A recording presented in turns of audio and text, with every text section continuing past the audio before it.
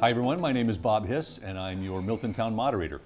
Joining me today is Dave Humphries, who's the chair of the Warrant Committee this year in fiscal year 23. And this is a show I've started a few years ago to speak with the Warrant Committee chair in order to go educate the members prior to a town meeting about what's coming up in the warrant. So this is the warrant that's set for the special town meeting that's scheduled for Monday, February 13th. It's going to be at 7:30 p.m. back live in the high school. And what I wanted to do with Dave is just go through the 3 articles we have in the warrant, hear what the thinking of the warrant committee is, and then make sure we clarify anything for the members and for the citizens. By the way, if you're a town meeting member, you would have received a paper copy of this.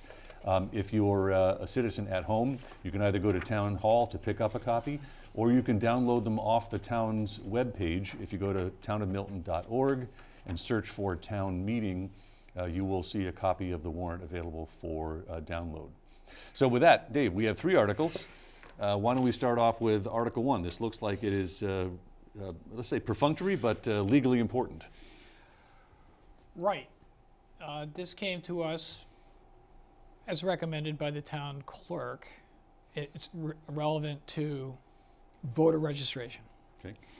And by law is that the town is required to have open voter registration for so many days prior to an election.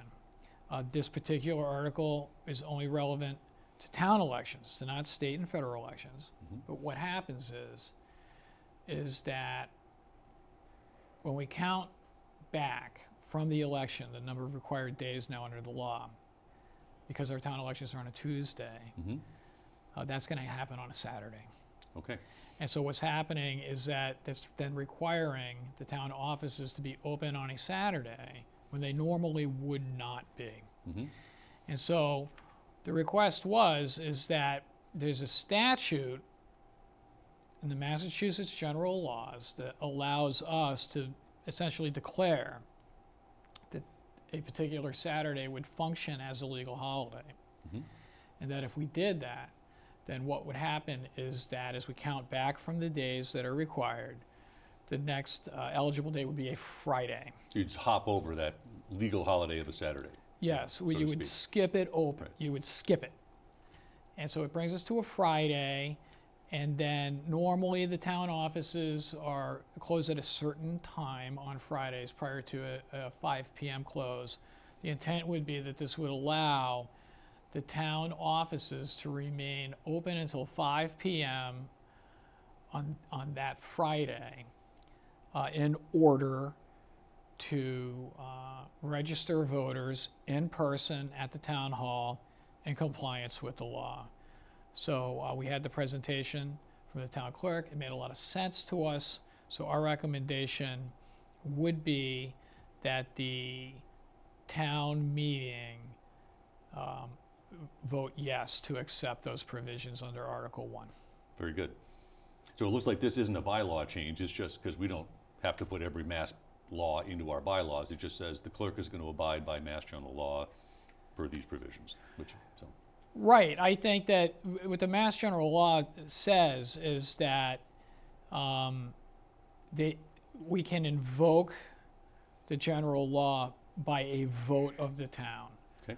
So it's just a formal vote of the town triggers this provision in the law. So that's all we're doing is voting that we in our town will go by this section. Very good. And that'll happen this year, so we'll be open on that Friday 10 days in advance. Yes. Okay, that's clear. All right. Article 2. This looks like reappearance of the appointed treasurer article from a few years ago. Is that right? Yes, it is. So Mr. Jim McAuliffe, who has faithfully, honorably, and competently served the town as our town treasurer and collector, is retiring. Okay.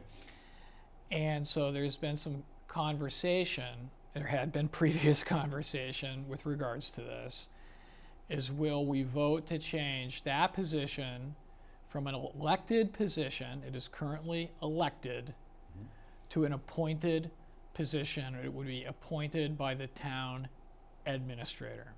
So previously, it had been the recommendation of the warrant committee to vote to make that change. But what has to happen is that this is a two-step process where town meeting votes. If they approve it, then it goes as a ballot question on our town, in our town election. Previously, though the town meeting had voted yes, that it go to the ballot, it had been voted no by the voters and did not carry. This was about 3 years ago, I think, if I recall. Maybe longer. But, yeah. You would know better than I, Mr. Hiss. Yeah. So, so we're back. I think what's really a major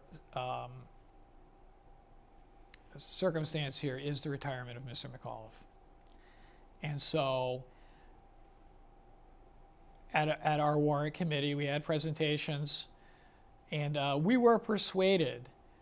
A lot of it had to do with the work that had previously been done with regards to the town government study. Right. That had done a 3-year review back in 2015 to 2018, which made this recommendation. We were persuaded that there were institutional, organizational reasons that this would be the best practice for our town. And it's true, Mr. McAuliffe made some excellent counterpoints with regards to the special nature of the town treasurer and the town collector. And they were important and persuasive. However, I think that we did feel that the balance was tipped in favor of voting a yes and making this change as a result of what we heard with regards to the town government study committee presentation. So I would encourage anyone to watch or listen to the warrant committee discussion of this. There's a lot of detail in there that is more detail than would be probably appropriate here. Okay. And to pay attention and listen carefully at the town meeting to the pros and the cons. But in the end, I believe that we were persuaded by the presentation with regards to the conclusions of the town government study. So in summary, Mr. McAuliffe's current three-year term ends this year. He's decided to retire and not seek re-election. And so it looks like the select board decided to resubmit the appointed treasurer article to the warrant committee, and you've reported on that, recommended favorably to adopt the appointed treasurer. And if you do that, it then goes to the town for a vote on the town election, which I think is Tuesday, April, I think it's 26. I think that's right. And so if the town meeting affirms this and the voters do on April 26, we'll have an appointed treasurer, right? Yes, sir. Okay, very clear. With that, we go to Article 3, and this looks like the Fontbonne Academy so-called purchase. So we've had some twists and turns in this thing right now. Where we started, though, is it looks like you were recommending the purchase of this when the town was in negotiations with the convent and the sisters' order that owns the building, but apparently they've withdrawn from negotiations, I understand. Is there? It looks like they have. It looks like they have. So, and at this point, since the article's already been published in the warrant, this would be something that we'll work out with town council, but what for the town meeting members and citizens at home, what I'll be seeking is a recommendation to refer this back to the select board, since that's the body that proposed this article. There's no need to vote this up or down since it's somewhat moot at this point. So that would be my advice back when I meet with the select board and town council later this week when we are planning out the events for next Monday's meeting. The saga continues. Yes. So I imagine some members may want to know, then you're probably now going back to the school building committee and they may have given you an update. Do you know what their next thought might be? Or is that premature? I don't think so. We had a vigorous, lively conversation with regards to this proposal for font bond at the Warrant Committee, and because we were talking about the building of the school, which is a process, we really couldn't have a conversation about what the facility at Fontbonne would look like without discussing the alternative of the Giles Road project. Mm-hmm. Because there was some conversation about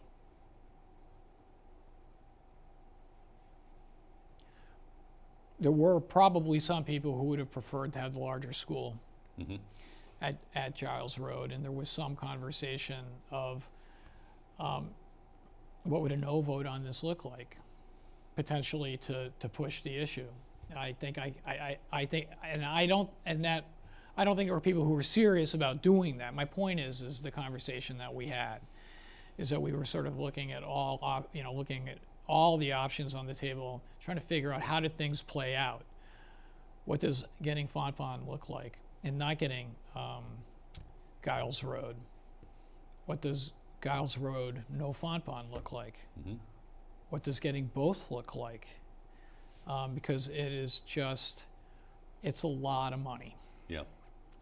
And so, as part of that conversation, we did have presentations from the school building committee who were very forthright. Mr. O'Rourke was very forthright of sort of putting. He's the chair of the school building committee, Sean O'Rourke. Sean O'Rourke's the chairman of the school building committee. He's always willing to come and put all his cards on the table Mm-hmm. and to give you an update of where we are at right now today, understanding that tomorrow we may be in a different place. Yeah. So he's always good at coming and putting all of his cards on the table and telling us where we are today. So I think that I fully expect that after they gave it the old college try with regards to Fontbonne, that we're going to be right back at Giles Road, and that we will be talking land swap, and that that project is very likely to be the main thrust of the school building committee's effort to address the overcrowding in the Milton Public Schools. Okay. So for now, some members have asked me, can an article be withdrawn? And per our bylaws, no. Once an article is out into the warrant, it's now in the hands of town meeting to take action. So they can amend or not, they can vote yes or no, or they can refer it back to some other committee for further study. I believe that's what the select board will decide to do when we plan this out in a few days. So with that, that concludes the relatively short special town meeting we have. By the way, some members have asked me, since they were aware of the withdrawal of the Fontbonne from negotiations, did the select board want to cancel this? The answer was no, because the town needs 60 days notice prior to an election in order to go change a position from elected to appointed.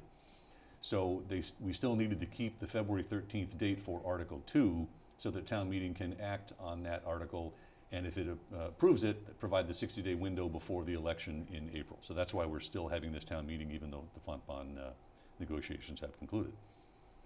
So with that, again, a couple things. The meeting will be in person at Milton High School on Monday, February 13th at 7:30 p.m.